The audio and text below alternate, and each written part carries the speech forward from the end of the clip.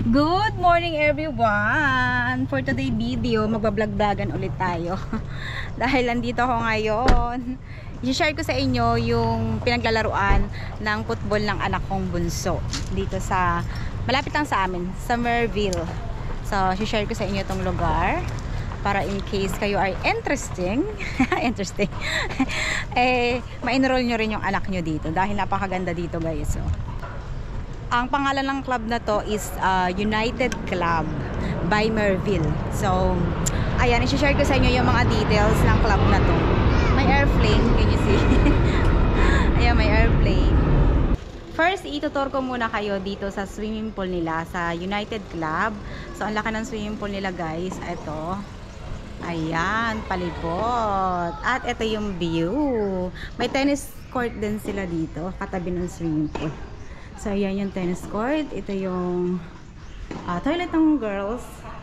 Ito yung sa tennis court. Ayan. I-share ko sa inyo mamaya yung mga prices ng club na to ha. So, ayan muna. Itutur ko muna kayo yung lugar.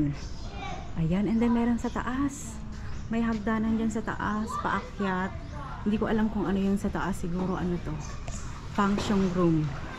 Yung party ano yata. So anyway, ito yung swimming pool nila dito. Oh, ayan ang laki. May nagsaswimming na.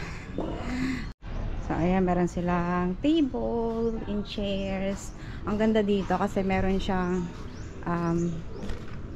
chairs dito sa gitna na pwede nyong pwede nyo mapanood yung mga bata na nagsaswimming pero nasa water pa rin yung yung paa nyo. Charis. So ayan, ikot ko lang kayo. Ayan. Tapos ito, meron silang bar dito sa swimming pool. Ayan, pwede kayong mag-order dyan kasi may restaurant din dito.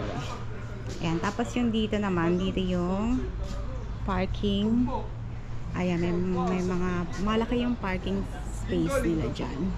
Ang cute ng mga halaman, oh. Ang alagang-alaga. Diba, ang cute nito, nakaano lang siya, nakadikit lang siya sa puno. Gusto kong gayahin dito sa bahay kasi coconut siya.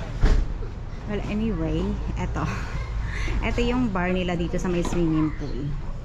Ayan, pwede ka mag-order habang kayo ay nagsiswimming. Pakita ko sa inyo yung menu ha, saglit lang. Kasi ang prices ng ano dito. So ayan, masarap yung pagkain nila dito actually. Bet ko yung pagkain nila dito, especially yung breakfast. Meron din silang tricycle ba? Tricycle na malaki. Tricycle ba ang tawag dito? Pero yung parang service nila dito sa village. So, upo muna tayo dito. Kasi maaga pa naman. Ang start ng training is 8 o'clock ng umaga. Nagtitraining pa lang siya. Bale, itong training ni Alfie. Pang second time niya pa lang itong training dito. Bale, may membership din sila na kung gusto mo mag-membership dito. Pero for lifetime na yun ha. I think 1.5 nomads ang nun ang pangalan nung nagtitrain sa kanila. 1.5 for lifetime membership, may kasama ng 2 jersey pang training na t-shirts, yon, pang bata. Tapos may bayad naman yung nila dito, first station nila, per laro mo.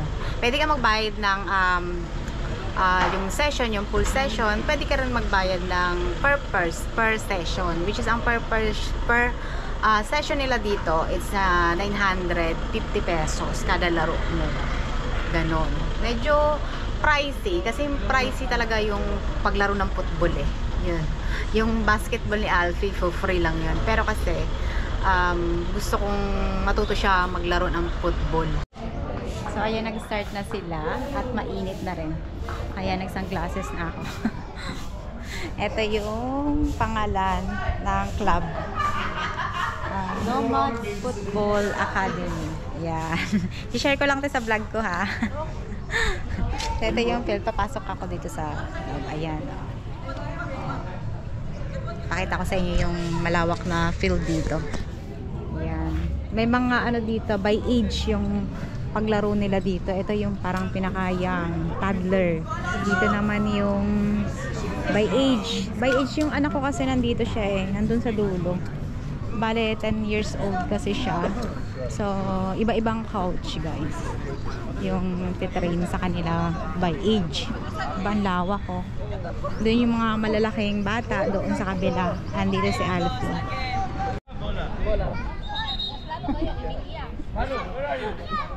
Nakapaa. Na-miss daw niya yung ano, yung damo sa paglalakad dito, oh. Kasi parang medyo basa-basa siya. So ang sarap maglakad. Tsaka masarap naman yung hangin. Naka-tsinelas. Ang konti lang ng kids ngayon. Last time na umattend kami, medyo maraming kids. Ngayon, last time kasi nag-play sila eh. They split the team, right? So they play. I think later they will play. Pero ngayon kasi training pa lang siya. Parang nagtitrain muna sila. Ano naman to eh, 2 hours ang training nila. Parang 8 to 10 a.m. yung training nila dito. Weekend. Meron din pala silang Wednesday. Wednesday naman afternoon kasi may may school. So 4 to 6 sa Wednesday. Meron din silang Saturday. Yun nga, yung time nila. Twice a week lang. Pero para lang kami nagde-date ni Daddy dito, oh. Nagde-date yan. Trying to lose you, but you keep following me. Iniikot namin yung buong field. Para lang kaming nagtutour, nagde-date dito, ah.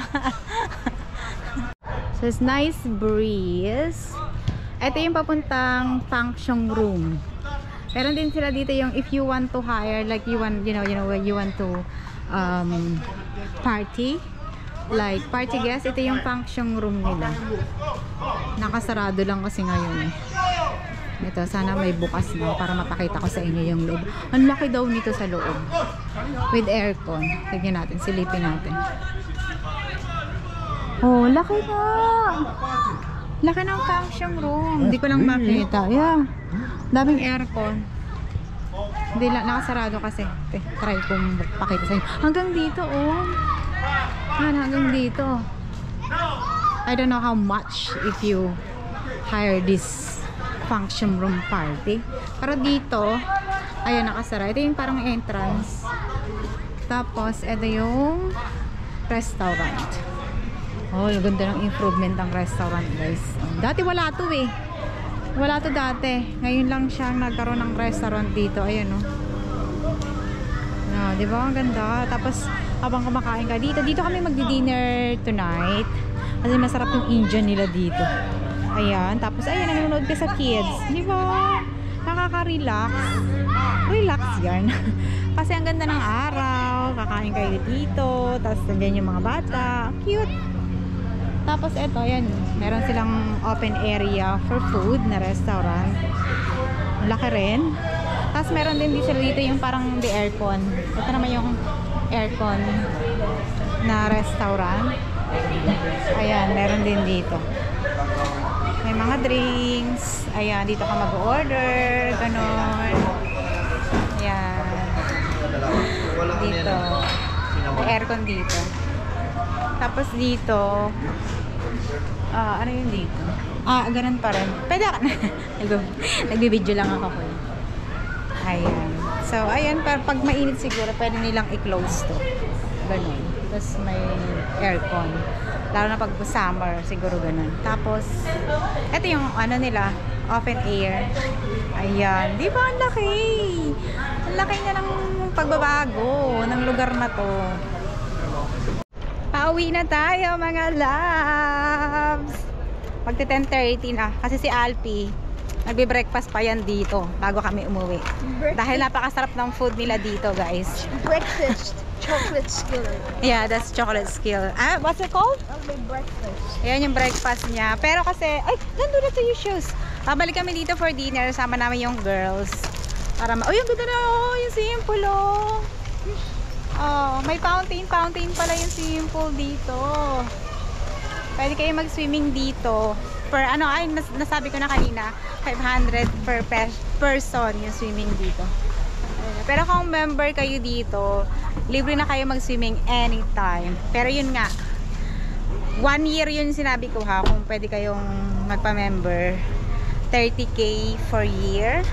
Kung kayo malapit dito, sulit na sulit. Pero kung minsan lang kayo pumunta dito, okay naman yung walk-in.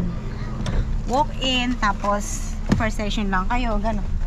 Para hindi, Yeah, yun lang. Bye-bye, boys. Thank you for watching and bye-bye. Say bye-bye to my vlog.